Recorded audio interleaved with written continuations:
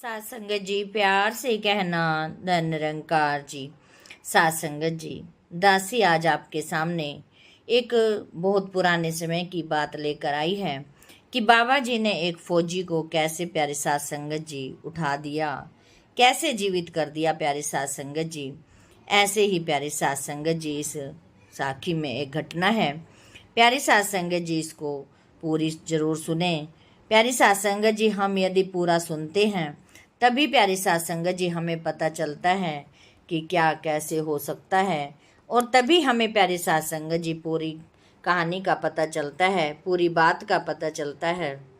सात संगत जी, यह बहुत पुरानी बात है कि प्यारी सात संगत जी, जब एक बार बाबा जी सत्संग में प्यारी सात संगत जी विचार फरमा रहे थे, तो उसी सत्संग में प्यारे सात संगत जी एक भाई जी बैठे हुए थे, जो प्यारी सात संगत जी सतगुरु से जुड़े हुए थे, और प्यारी सात संगत जी जिनकी एक टांग नहीं थी।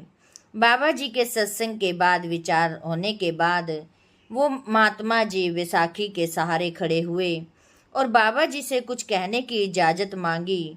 बाबा जी बोले, आगे आ जाओ और कहो, जो कहना चाहते हो तो वही कहो।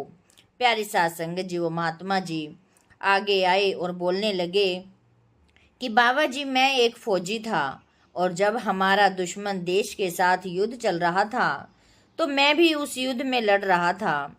हमारी प्यारी सास की हमारी टीम 42 आदमियों की एक कंपनी थी, जो चारों तरफ से गोल बारूद चल रहा था कि तभी अचानक हमारे सामने एक बम आकर गिरा, और जैसे ही बम फटा उसमें बहुत सारे हमारे सैनिक मर गए, और मुझे भी उस बम ने अपनी चपेट में ले लिया, जिससे मेरी बाईं टांग उड़ गई और मेरी बाईनी साइड जख्मी हो गई, और मैं बेहोश होकर गिर पड़ा।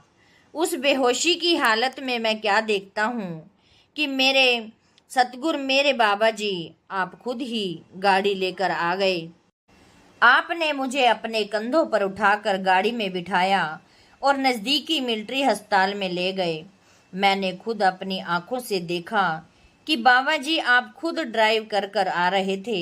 जब मुझे होश आया तो मैंने अपने प्यारी सात संगत जी, उसने कहा कि मैंने अपने बटालियन के लोगों से पूछताछ की, मुझे कौन से ड्राइवर और कैसे अस्पताल लेकर आए हैं, मगर बहुत पूछताछ करने के बाद भी मुझे कुछ पता ना चल सका। इससे मेरा ख्याल और भी पक्का हो गया, मुझे और भी विश्वास हो गया कि यह मेरी मेहर, रहमत मेरे बाबा जी की ही है। मैं उस अस्पताल में तकरीबन 1 महीना रहा, और प्यारे सात संगत जी एक ही करवट पर लेटा रहा, क्योंकि बाईं साइड तो मेरी पूरी तरह से ही जख्मी हो चुकी थी, और बहुत दिन दाहिनी साइड सोने की वजह से मेरी दाहिनी साइड भी जख्मी हो चुकी थी, और उधर दुश्मन के फौजे अब हम पर हावी होती जा रही थी। प्यारे सात संगत जी, हमें ऊपर से पीछे हट जाने के आदेश मिले, जिस वजह से हमारी जो फौज थी वो पीछे हट रही थी। इसी वजह से घायल सैनिकों को और अस्पताल को भी किसी दूर जगह शिफ्ट करना था। सात संगत जी, अब अस्पताल में एक फैसला लिया गया कि जो मरीज जल्दी ठीक नहीं होने वाले या जिनके बचने की उम्मीद कम है, उनको वहीं पर मार दिया जाए और बाकी लोगों को किसी दूसरी सुरक्षित जगह पर पहुंचा दिया जाए।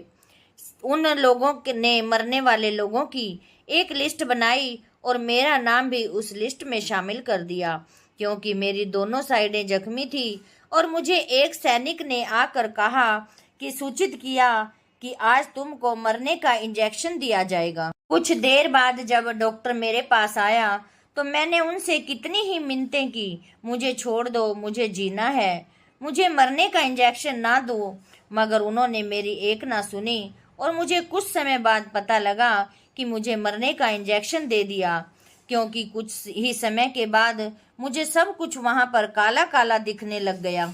मैं समझ गया कि ये इंजेक्शन की वजह से हो रहा है, और अब मेरी मौत ही थोड़ा ही समय है जो कि मैं मरने वाला हूँ। तभी मैंने उस समय बाबा जी का ध्यान किया, और जैसे ही अभी ध्यान किया ही था कि अस्पताल के कुछ लोगों ने मुझे उठाया और अस्पताल के पास से बहुत तेजी से बहती एक नदी में फेंक दिया। मैं उसी समय भी मेरे सतगुर मेरे बाबा जी को ही याद कर रहा था और उसी पल मैंने देखा कि खुद बाबा जी ही चलकर मेरे सामने आए। मैंने खुली आंखों से उनके दर्शन किए और उन्होंने फिर से एक बार मुझे अपने हाथों से उठाकर नदी से बाहर निकाल कर रख दिया और वहां से चले गए।